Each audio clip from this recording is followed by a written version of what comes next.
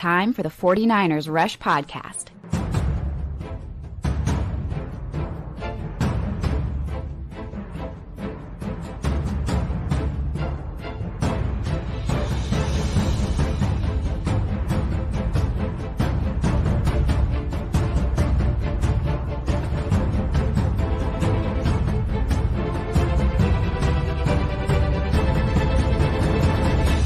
And here's your host, John Chapman. What is going on, faithful? It is Tuesday.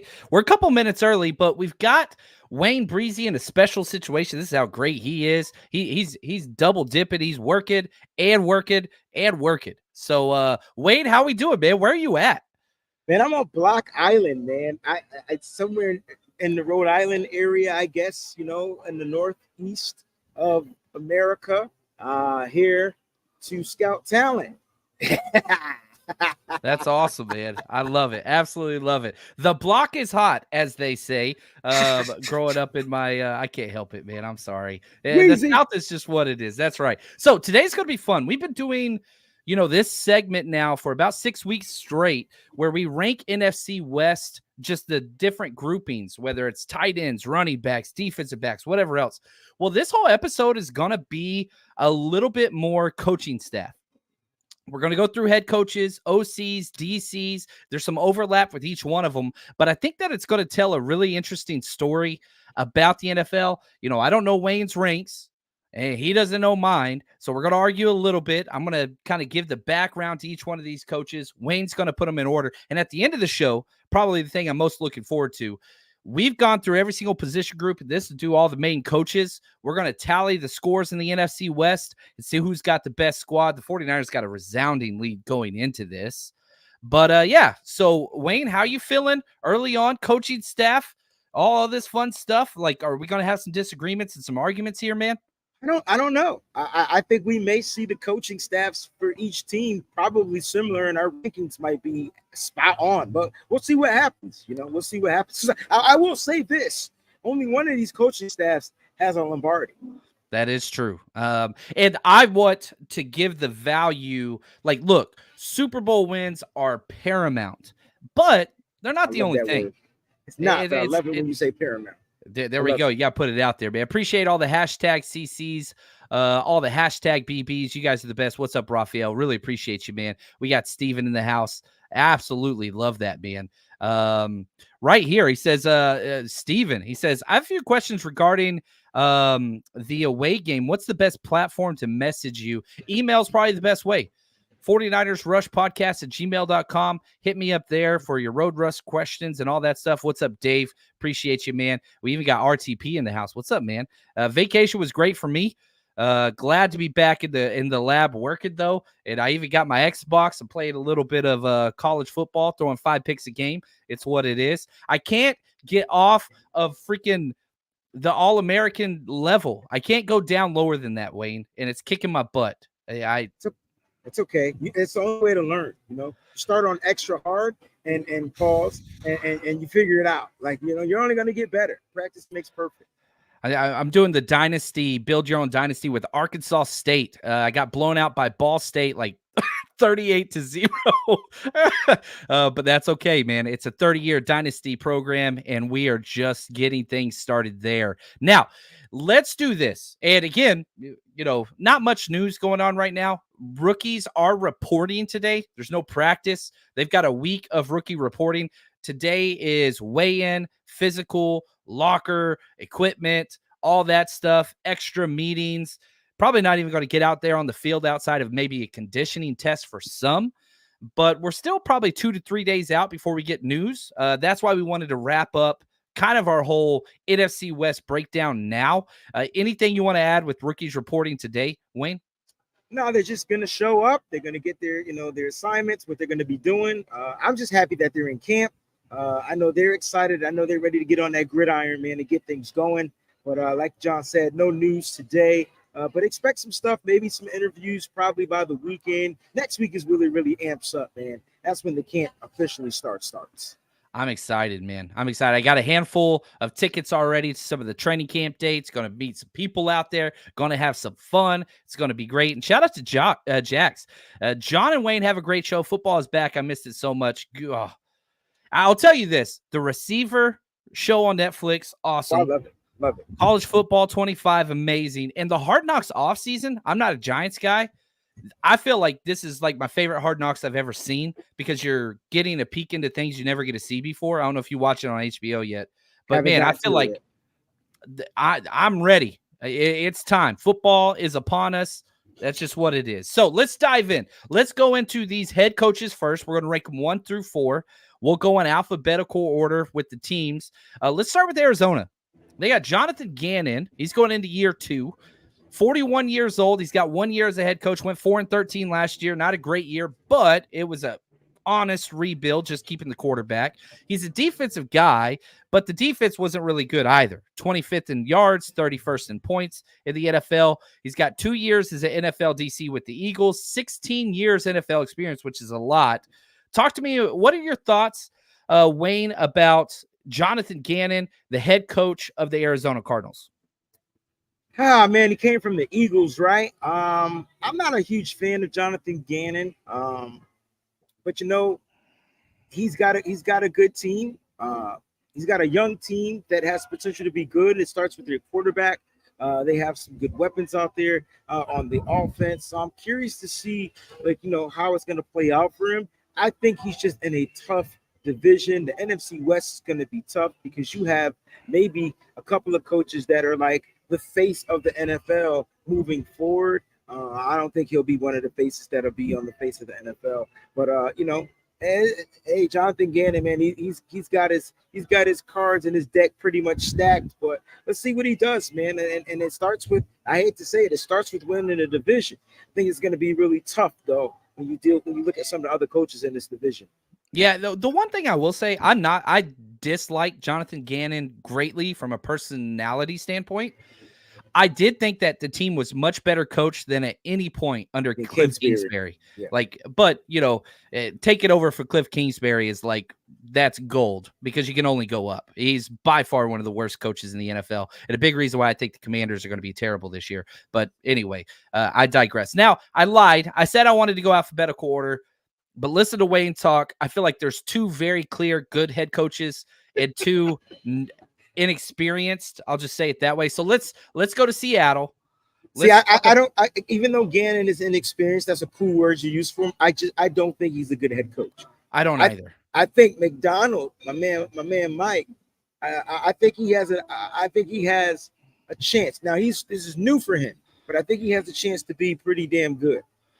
He got 3 assistants hired as defensive coordinators. Wow. What he did at Baltimore has kind of taken over the league because the Shanahan McVay system has dominated NFL circles, and the only thing that could slow it down was this McDonald kind of situation. And so he's 37 years old, first-year head coach. He's only been a DC for 2 years. That's it. We have breaking news per Mike Garafalo. Let it go.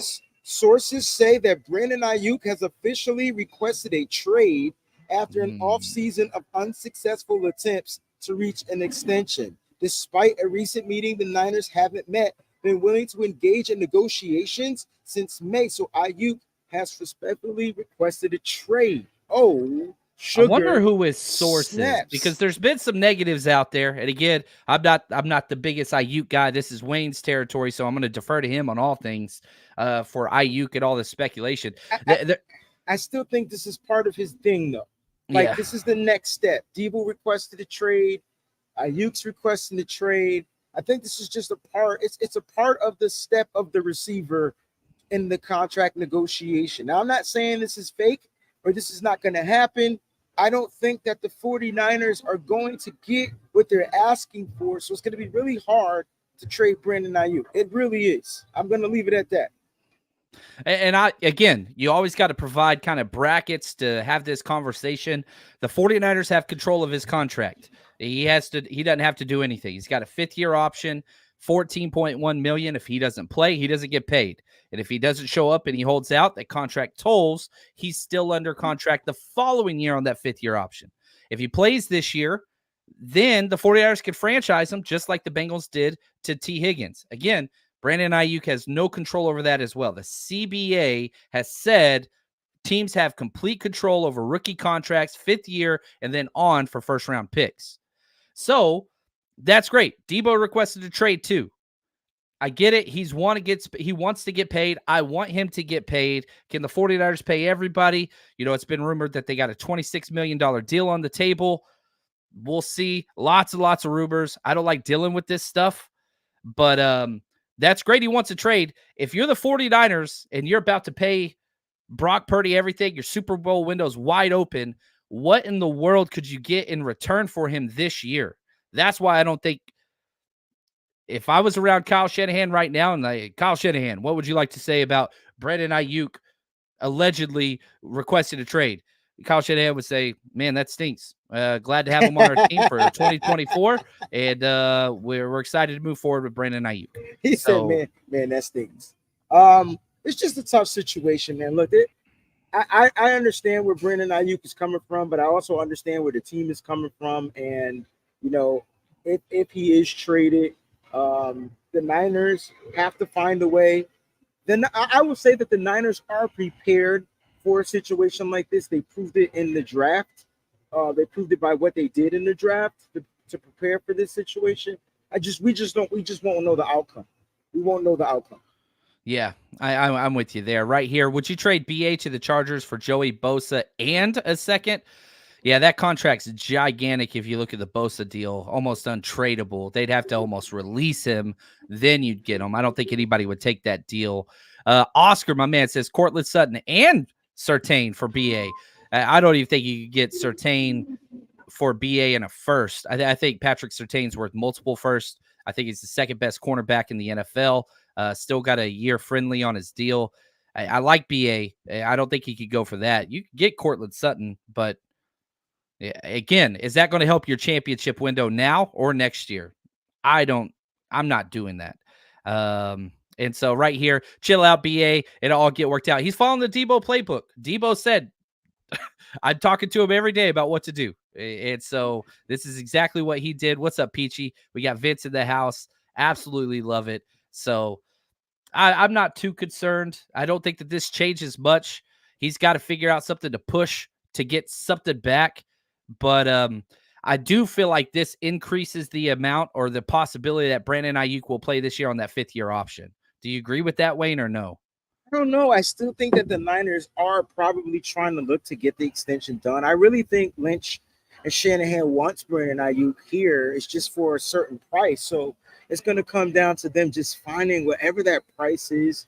Can they figure out the guarantee number? Can they finagle that a little bit to make sure that's satisfactory? I don't know. I don't know what it is. I know that the Niners control the situation. I understand that they control this 5th-year option. I understand that they control the franchise tag next year. I understand for the next 2 years, technically they control the rights of Brandon Aiyuk. They also do right by guys as well, guys that they care about. And, it's probably got to be the Commanders. I mean, those are the things that are out. And if Adam Peters is willing to give the Niners something in return, I can see the trade actually happening. It all comes down to what the Niners are requesting. Terry McLaurin plus. I mean, that would be the minimum. It'd take Terry McLaurin and a second. Bro. Right. Yeah. It's got to be a player and a pick at this point because the draft is over, guys. It has to be a player and a pick. I don't want Johan Dotson. That's too much of a question mark. It's Terry McLaurin plus. And I agree with you. You look at that Washington team, it's terrible. And if it was a 2nd-round pick, a player plus the 2nd-round pick, they're going to be terrible. I'm telling you right now, Washington's going to be a bad football team. They're going to be dead last in that division, and Kingsbury's going to be fired again and probably be promoted somewhere else. But, I still don't think Aiyuk's going anywhere, guys. I hate to say that, and I wish I could give more, I don't know, fun, hot level takes, but this doesn't matter. He's got no leverage, none, except for public persona. And the one thing I would tell you guys as fans, which we always go back to this, I want this show to make your fan experience better.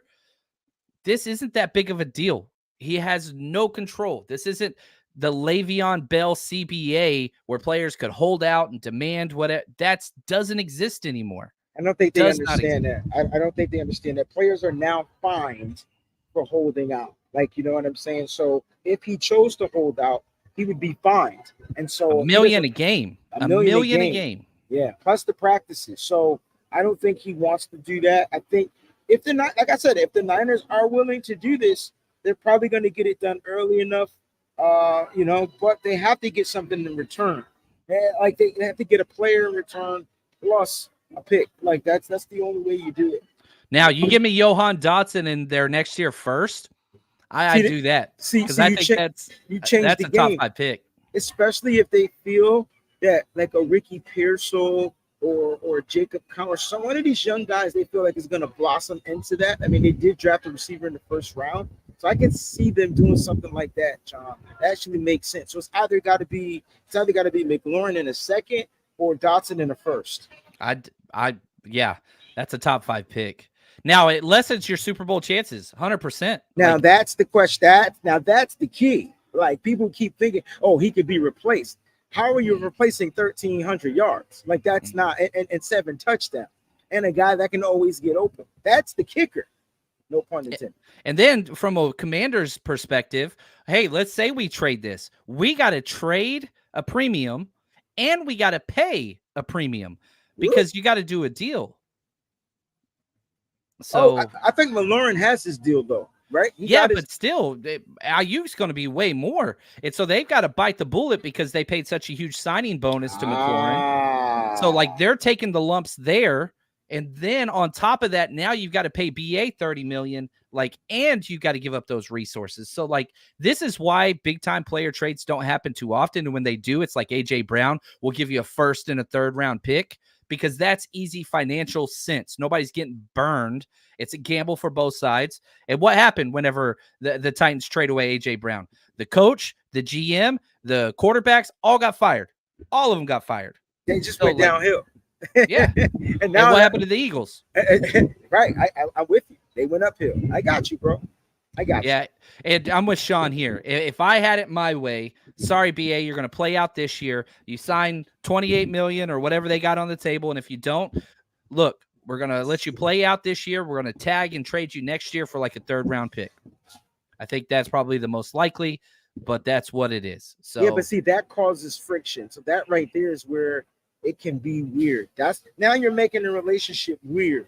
Like I said, it's business. I understand that, but it's still a relationship. And so, like, even under business now, you know, you're asking this kid to show up to work, do whatever. God forbid, there's no security in a lot of the stuff that's going on. So that's henceforth the deal that we're talking about, right? He's trying to create this type of security for his future. Which I want him to get paid. And he is going to get paid. He's getting $14.1 million this year. Right. I want him to get a long-term deal. But you do cause friction. You go back to the Bosa versus Debo way of doing this. Yeah. Bosa said, I'm not talking about any of it. John Lynch said, I'm not talking about any of it. There was no comments until he signed right before and came out. But that's not fair. It's not the same situation because you're talking about a premium position and you're talking about a luxury position. So a family that's already loaded and they've all got all the money. Forgot about that part. The generational wealth is big time different. And so I am not faulting Brandon Aiyuk for any of this. Like however you want to handle your business, you're a man, your generational wealth for your family, you go about that. So if you can do anything from this, don't walk away pissed off at BA. Like he's doing what he's got to do. Yeah, I think, and I don't understand why people feel like they're pissed off. You can't be mad at a kid that outplayed his contract and now is looking for more money from the team that drafted him. Every player does it. Now, how they go about doing it, that's different. But he's not doing anything wrong. He's just saying, hey, I'm going to request a trade. I'm going to start the engine on this. If you don't want to pay me, send me to somebody that will. Send me that will. That's all he's doing. That's it. Yep. It's not that he doesn't want to be a Niner. It's not the issue. The issue is the Niners don't want to pay him what he's looking to get paid. That's the issue. Debo requested a trade about 2 months before this point. I mean, it's what it is. What's up, Rick Diaz? We got April B in the chat. Sorry we took that breaking news turn, guys. We apologize. I love it. Okay. Every time we record with Wayne, something happens. That's It's crazy, just, right? That's crazy. I love it. Every CMC news that's ever dropped has always been on a Tuesday at 10 a.m. It's just, I ain't even mad. What's up, Big Papa, man? I miss you, bro. Hope all is well, man. Hope all is well. So, yeah, you kind of take this for what you want, but we'll see. Don't dive into speculation. I know it's fun, but just like, that's great. That's great. Again, I always use this. What's up, Coach Cruz? He says, I think it's all Amon Ross, Coach fault. He's the best. I always say this. I want to date Scarlett Johansson. I can request that all that I want. It's not going to happen. One, because my wife won't let me. She'd kill me. Two, I just wanted to know when the funeral was. That's all. Yeah, I'm just saying. She's too nice. I don't think she'd kill me. I don't know. I could see her like cut my brakes or something, maybe. Let me know where to show up, bro. I'm playing at the funeral for free. That's what's up, man. That's what's up. I love it. Gosh, man, I want a Poison from Belle Biv DeVoe to be that's the song you want to go out to. Right. Love it. Never trust a big butt and a smile. Greatest line ever. All right. Anyway, let's get back to the meat and potatoes. We got Mike Macdonald. We got Jonathan Gannon. Mike Macdonald. Let's just do those two, and then we'll do the big two. Who do you think is the better coach? Who would you rather have as your head coach, Mike Macdonald or Jonathan Gannon, if you could pick? I like Mike Macdonald because I feel like I think his defense imprint on the game, depending on, the type of players, I think he knows which type of players that he needs to make his defense work. I thought Jonathan Gannon was a defensive-minded guy, and for some reason, he just seems like he fell off. I think Mike Macdonald is going to change that defensive imprint for the Seattle Seahawks, and that's how they're going to start building. So they got a quarterback that kind of keep the chains moving. They got some studs on the offensive side, but you see in the draft, they built on the defense, man. They got my boy on that squad. They're going to be a problem. You know what I'm saying? So give them a couple of years. That defense will be trying to get back to like the number one spot. So it's going to be tough. That's why I said the NFC West, don't sleep on it. Yeah. Shout out to my man, JP. Appreciate you, JP, on the super chat. Can't wait till Seattle again, man. Get some China food in our stomachs. That's always don't get me started, bro. Y'all they ditched me on the last trip, but it's all good. Now I'm saying it's all good. Oh man. But I also have Mike Macdonald 3. I have Jonathan Gannon 4. So now this is where I want to spend my time. Okay, here we go. The Shanahan versus McVay whole thing. Now, let's start with McVay, then we'll do Shanahan. These are my resume bullet points. So let's talk Sean McVay first, okay? Number 1, his overall record, 77-49. That's a 6.11 win percentage, far superior than Shanahan. 7-4 playoff record. That's inferior to Shanahan. 2 NFC championships, same, but he's got the 1 Super Bowl win. Obvious, that tilts the scales. 3 division titles, just like Shanahan. 1 losing season. Shanahan's got 3.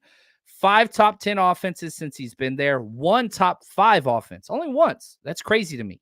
Now, the difference is, I feel like when they both took over in 2017, McVay had a much better team. Much better team whenever he stepped in. 49ers were dead last. What's it called? The Rams were coming off that 7-9 bullshit with Jeff Fisher. You remember that? I do remember that. That's just what they were. But the one thing I will say about Shanahan, he's much more adaptable to his players. Shanahan expects everybody to adapt to his system. McVay changes to help his players way more. Way more. So what are your thoughts on Sean McVay, kind of how you feel whenever people bring him up? I think he's a great head coach. One of the faces of the league. A lot of coaches or a lot of new teams want to go young, and they want to either get the Shanahan or the McVay. I think that's kind of like how they want their coaches to be when they go this young route. You gotta like McVay, man, because at the end of the day, he's going to. First of all, McVay inherited the team too. I want people to understand, like he got a quarterback, he had a running back, like. He had a defense, like he inherited some guys. Like Kyle Shanahan had to start from scratch, right? And so, that to me, that's a big difference in what they had to do and what they were working with. So if you feel like McVay got to the prize quicker, cool. He did a great job in coaching and getting to that Super Bowl and getting that victory. But he had a lot of those pieces before he came in and, figured it out. Now, Kyle Shanahan, he's got a lot of work to do. We'll talk about him in a second. But I don't like McVay, but I respect McVay, right? I respect everything that he's done in this league. And I hate to say it, players like to play for him. And he's kind of one of those guys where if his system ain't working, he's going to fit the system to work for the player. I feel like that's what McVay does. I feel like it's a little different with Kyle Shanahan. I feel like Kyle Shanahan, you got to fit that system. You better figure it out or his plays won't work. So, that's the difference between the two. I don't know who's better. I don't know what you weigh higher. Is that Super Bowl? Tip the scale for McVay to be the better head coach. He has the winning record. I don't know. I don't know if we're going to do rankings and talk about Kyle next or what. You tell me. Well, yeah, let's do Kyle. Here's his 72-54 overall, so a 5-game difference, lower than McVay. 0.571 win percentage, 8-4 playoff record, second only to Andy Reid during this time period. 2 NFC Championship wins, 3 division titles, 3 losing seasons. He had to build up. It was a bad team. 4 top 10 offenses, 3 top 5 offenses. He's 10-5 against McVay, and had to completely rebuild. So I do feel like, and shout out to Vince, Kyle and John had to build the best rosters in franchise history. I think a part of the decision has to go to team building. Yeah, team building, that goes Shanahan, 100%. And I understand the Super Bowl win matters, but man, you got to go back to that freaking drop tart interception, the phantom pass interference call in the Super Bowl late in the fourth quarter that was just asinine. People don't understand how hard it is to win Super Bowls. Things just got to go your way repeatedly. They shouldn't even been in the damn Super Bowl, but that's the way it goes. That's the way it goes. So I don't know. How do you rank Shanahan versus McVay? I have my order. I'm gonna go Shanahan 2 and McVay 1. And the reason why I'm doing it is, and I know Kyle Shanahan owns Sean McVay, especially during the regular season. I get that. That game where it mattered the most, though, Shanahan couldn't get over the hump, and McVay ended up getting the Super Bowl. So out of respect of that, I'm sorry, the Super Bowl championship holds a lot of weight. Had we won at least one of the two, it would be Kyle Shanahan with ease. But since we didn't do that, it's tough, man. It's tough. I got to go McVay, but it's so close. It's so close. I went McVay over Shanahan as well. But if I was building a team, I'd take Shanahan. Facts, because I feel like that's the coach you want to play for and building the team. I just think McVay can get players to play football. It's like you go play a pickup game of football. Yo, I got these players. All right, man. I know how to utilize your strength. We're going to put it together. Boom, we're going to get this championship. But Kyle Shanahan, if he's trying to build from the ground up, he's looking to build the dynasty. See, it's kind of temporary. I feel like the Rams are a temporary good team, and the 49ers are going to be this next dynasty. But going McVay over Kyle Shanahan in this poll. Yeah, I'm with you there. And man, I put your rankings in the wrong place. I'm trying to total these numbers as we're rolling. Now let's go OC, because this is where it gets a little tricky. It's going to get tricky with OC and DC because you got 2 offensive-minded head coaches, 2 defensive-minded. So let's just play this out. So right off the bat, you've got Shanahan and McVay. We just talked about them. Let's introduce Seattle and Arizona's offensive coordinators. Okay, for Arizona, they got Drew Petzing. Interesting guy, 37 years old, young pup. Only 2 years as an offensive coordinator in his entire career. Last year, 19th in yards offense, 24th in points scored. Not good. He does have 11 years as NFL experience. And one of my favorite things I found out about Drew Petzing, he was a graduate assistant, a GA for Harvard back in 2009 when Kyle Juszczyk was a freshman, which I'm a connections guy. I thought that was kind of cool. That's pretty cool. So what were your thoughts? I mean, the Arizona offense last year started taking strides. They're running the ball well. What are your thoughts of Drew Petzing and kind of Arizona going into year 2 of this offensive system? Yeah, I mean, I think that's key. I mean, I think people are getting back to football. Run the ball, set up, play action pass, boot to the right, boot to the left, open up stuff down the field. I mean, teams want to run the ball. I wonder where they got that from. Anyway, my point is, you're going to see this being a copycat league. You're going to see a lot of these guys do a lot of the stuff that, Kyle Shanahan has instilled into what makes good football. And so I thought that their run game was good. They just added a nice running back. Is it Trey Benson they got out of Florida State? Yeah. They're going to – oh, shit. Him and James Conner, oh, God. They're going to be a problem. If they can establish the run and that offensive line does what it needs to do for run blocking, they're going to be a problem. They got a quarterback that can ad-lib a little bit, that can also run a little bit. If Kyler Murray's healthy, you can see an improvement from their offense. So I like their offensive coordinator. Yeah, I like the direction they're going. You add in Marvin Harrison. Oh, my God. Yeah, we're going to see it. And Trey McBride's a stud. I mean, you're going to see some high-powered offense there. Now, let's go to Seattle. This is a complete left-hand approach to getting an offensive play caller. They get Ryan Grubb, has never coached in the NFL ever in his entire career at any level. 100% straight out of high school and college. 48 years old, 9 years as a college OC, so he's play called a lot. The last 2 years he was in Washington, led the nation in passing yards, first downs, third down percentage, second in total offense, seventh in scoring. They led up the Longhorns. Now, his journey's interesting. He was Fresno State's OC for 3 years.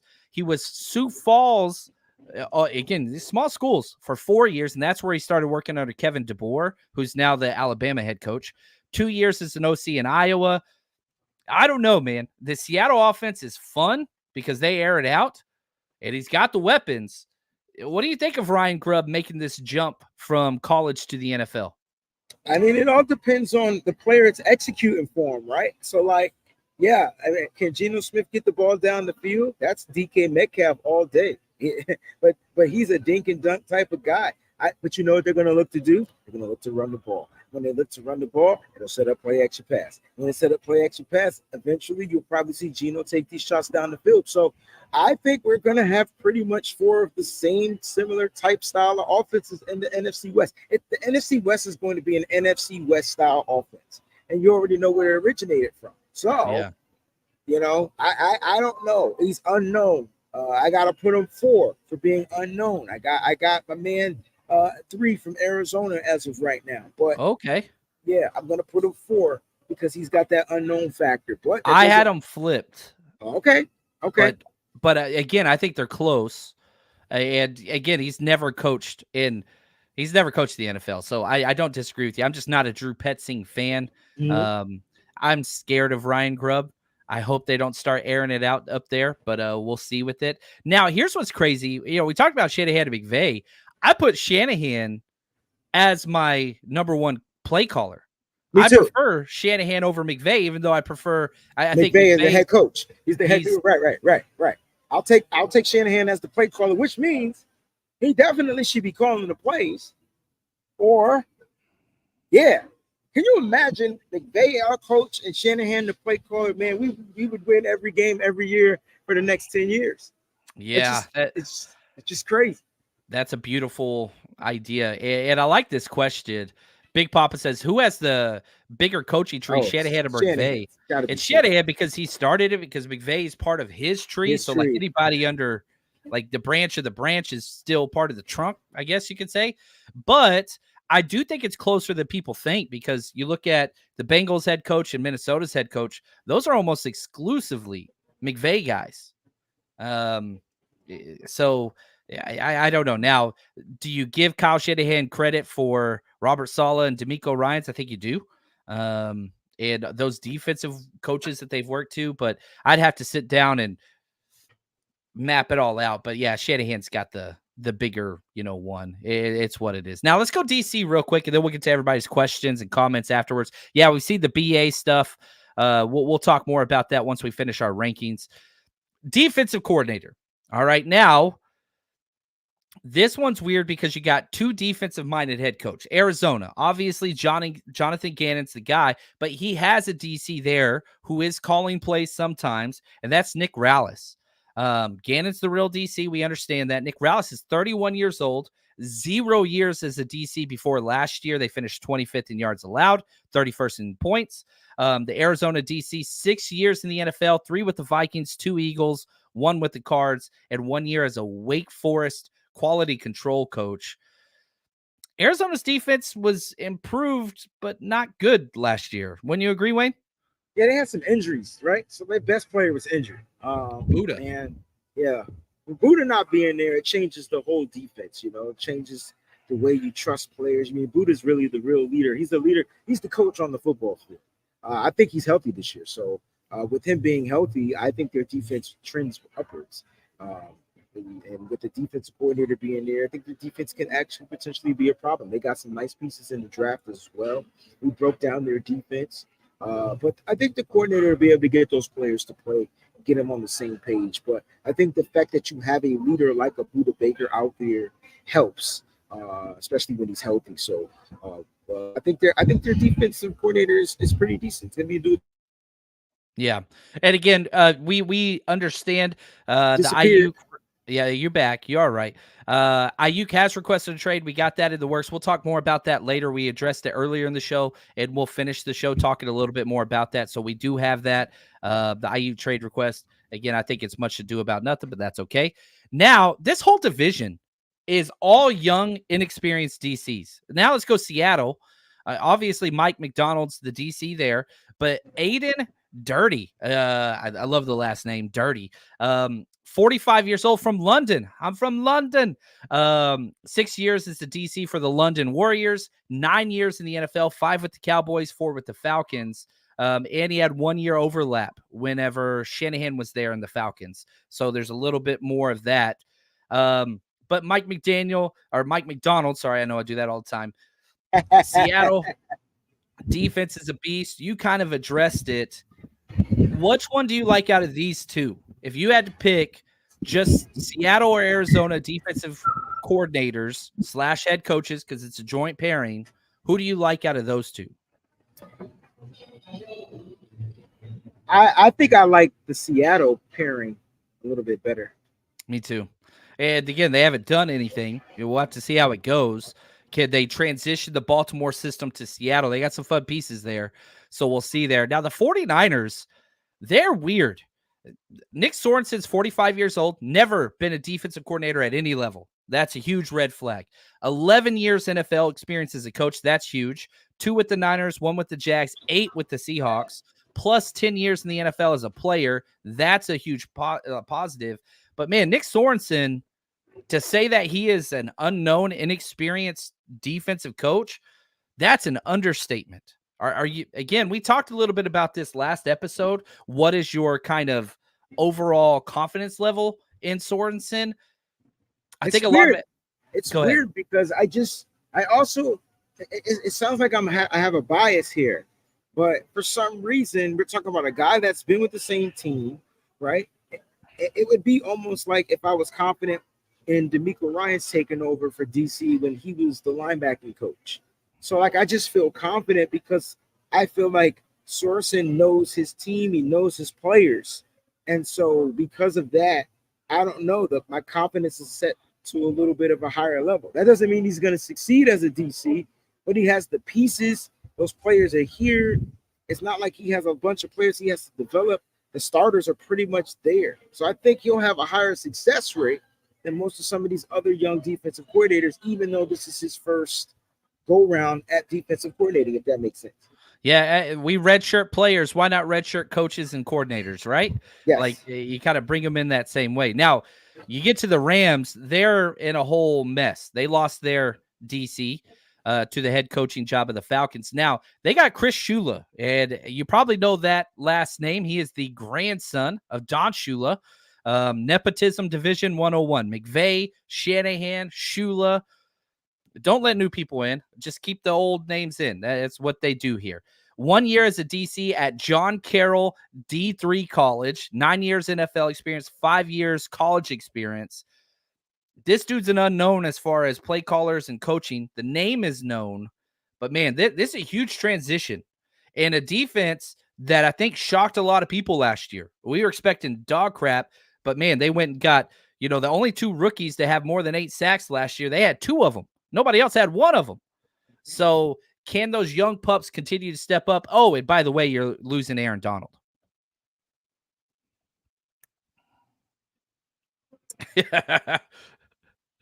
Wayne's thinking on it. No, because I don't.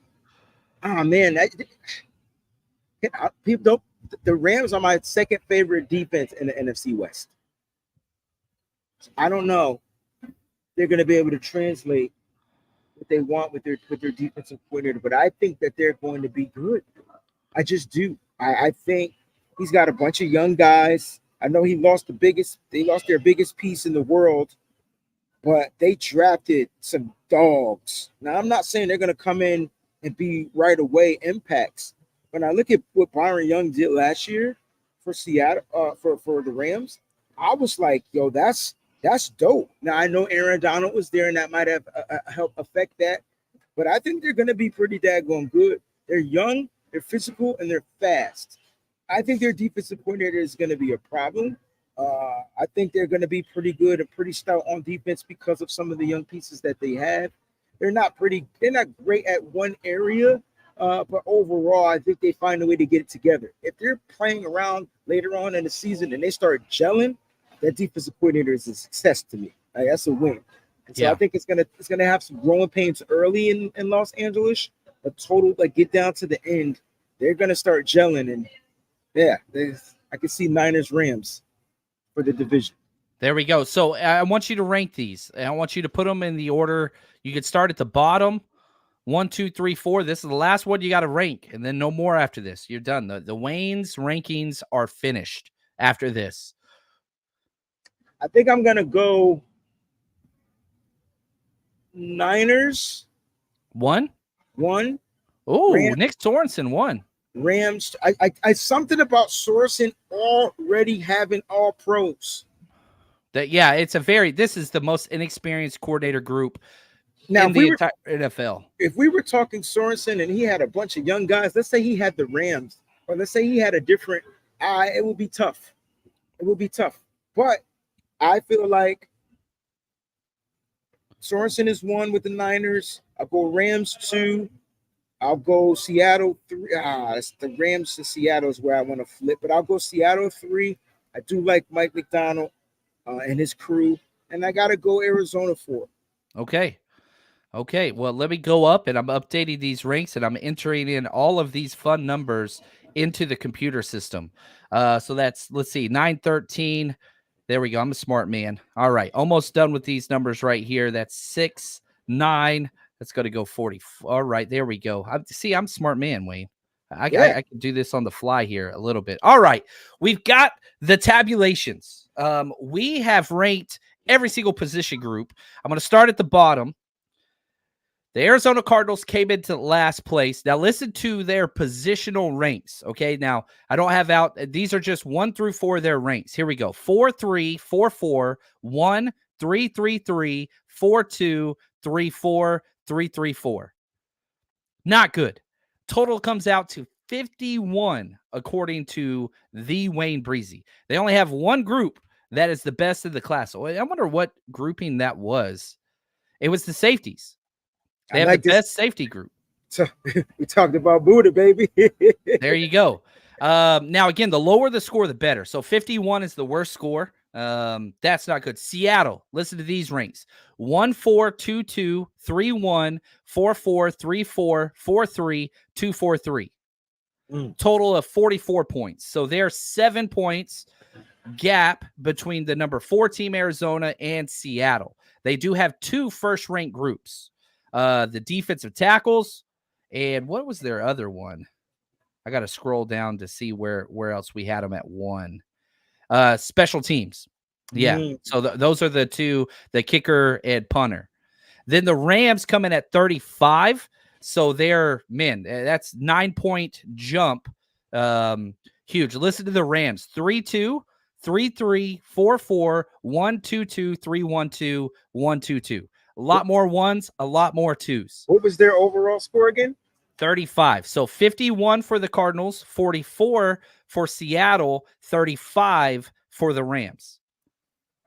No teams are really close. These are pretty healthy stepping stones. And I understand we're biased. You look at, Wayne and I's hat. We're wearing the same hat, I think. Is this the draft hat? Do you got the draft hat on?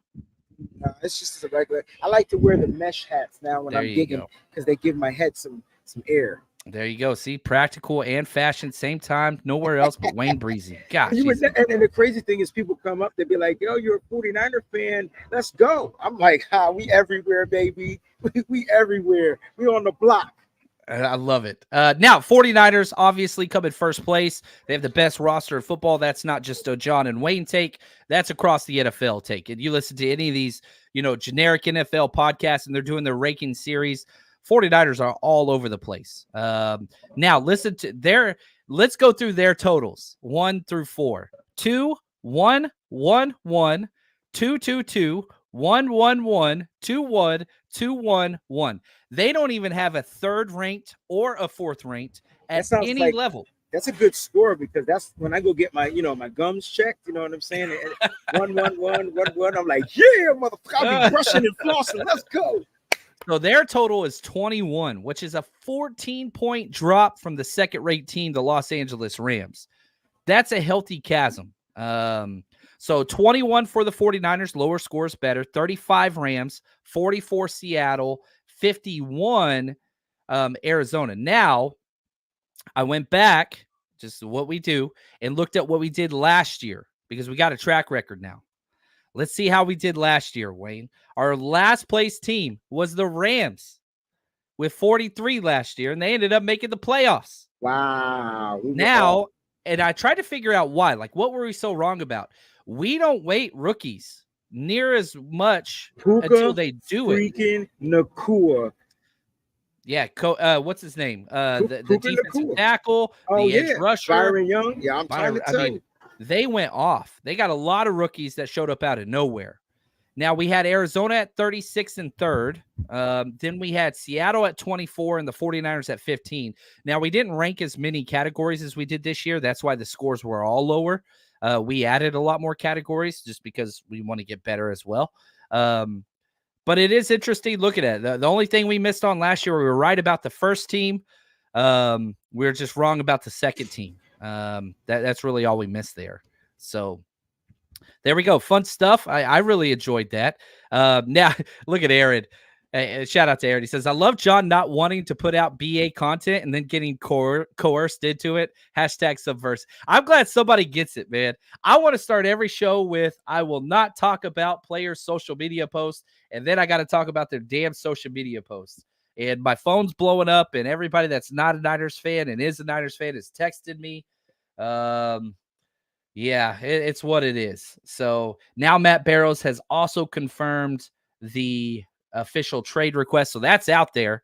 So that is there. Thank you for acknowledging my pain and my inner demons, Aaron. But again, if you like, Wayne's on top of this more than anybody, and I trust Wayne more than almost anybody. There's a reason why I record with Wayne way more than anybody else ever, is because he's the freaking man. Go follow him. He is the fastest on social media, and he is up to date on all these things. The Wayne Breezy, wherever your social media is, go support that dude. That's what's up. Now, I want to get your opinion on this. Corey's the man. I'll let you take this one, Wayne. Do you need me to read it? I know you're mobile. Yeah, you can read it. Okay. Corey says, now that BA has officially requested a trade, the Niners should grant it.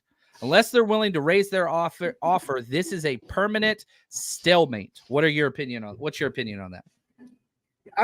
I disagree with the permanent stalemate, but I understand where Corey's coming from. I just think this is one of BA's tactics. It's like he got a toolbox, and which tool am I going to use this time? Because we're not getting anywhere further. But I think the Niners will probably try to trade it, but I think their offer is their offer. I mean, they tried to trade him before the draft. They didn't. Regardless of what the price tag was on Brandon Aiyuk, no one broke it, right? So I guarantee you the price tag is still going to be high. And if Brandon Aiyuk goes, and as I said, if I'm the Niners, I'm petty about it. I'll trade him somewhere where I don't think he's going to thrive. But that's not the Niners. They're not petty. If they like a player, they're going to look to trade him to a team, you know what I'm saying, that will fit that person's or player's needs. But at the end of the day, I don't think it's a stalemate. I think this is just part of the negotiation tactics, and we still got a long way to go, bro. Yeah. Long way to go. Christopher says, nah, he signed through the year. Let him prove himself to other teams during the season, then let him bounce. And again, you're not going to let him bounce next year. If you, again, guys, like BA wants a trade. Let's say that's what he wants. I still think BA would rather stay with the 49ers, but he wants to get paid above all else, and deservingly so. But let's say BA wants a trade. Well, the Niners have to agree to it, and another team has to agree to it as well. There's no doubt that the Commanders and their quarterback and Kingsbury and all that stuff won Aiyuk. There's no doubt about that. But again, you know, I want to go look at this. I want to look at this. We both brought up Terry McLaurin because if you're trading, McLaurin, my only issue with him is can he stay healthy? And so, like, you got to forget when you're trading Brendan Aiyuk, you're not only trading a second team All Pro guy. You're also trading a healthy second team All-Pro guy, a kid that has an opportunity to be a number one wide receiver in the NFL. Unfortunately, he won't be that with the Niners because they're stacked. But like maybe that's why the Niners do want to move on. They can't fulfill his needs, or we don't know what Brandon Aiyuk is asking. Everybody thinks it's money. It could be other stuff. Could be. Now, again, let's play the speculation role. Let's do the Terry McLaurin down the rabbit hole. Why not? He's got 4 consecutive years over 1,000 yards, never more than 1,200. Hasn't missed a game in 3 consecutive years. He's played through a lot of being banged up and whatnot. He's not too old. He's 29 years old, 6'1", 205, a lot smaller than BA is. Now, if he gets traded post June 1, I mean, his deal, because he signed through 2 years. So the 49ers would only have to pay him $18.5 million this year. That's more than Aiyuk. Aiyuk's getting 41. That's 4 more. 4 more. But then next year, $19.4 million. That's a deal. So, but that's it. It's 2 years. Then it's a void deal. It's not a bad, but you've got to get. You've got 2 years of Aiyuk for 14.1, and then like the franchise tag's going to go up for like it might be like 26, 27 next year. Yeah, but that's higher than 19. It is. And the Niners trying to save money. So it basically costs the exact same thing in 2 years. If you let Aiyuk play the 5th year and franchise him, because you're spending $5 million more this year, you're opposite next year. So they basically balance out over 2 years. You want Aiyuk for 2 years, or do you want Terry McLaurin for 2 years? Everybody wants Aiyuk. So what would they have to do to sweeten the spot where you're like, all right, a 2nd round pick, a 3rd round pick, whatever? I don't know, man. I just don't know how you. Okay, but the thing about Brandon Aiyuk, though, the thing that makes it a little bit more difficult is that he fits here, though. We don't know what Terry McLaurin is going to do. We know what he did in Washington, but we know Brandon Aiyuk can't get open. And that's not going to – it's just tough. It's going to be tough to accept it. It's going to be tough to see him play in a different uniform, especially if it's an NFC team. But I understand it. You know, I understand it. But I don't think that's what the Niners want to do. No. And the Niners don't have to do anything. I'm just going to keep, like, shoulder shrug.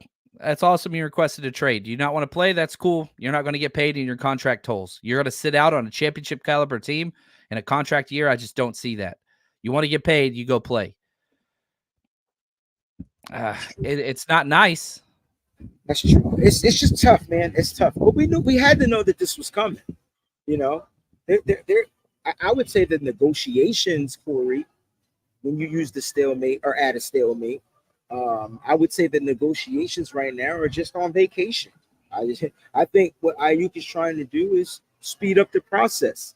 But we see it from every player. And you get this from these luxury guys, man. You got to remember the Niners don't, I hate to say it in this kind of ways because it's going to sound bad, but they don't need a wide receiver.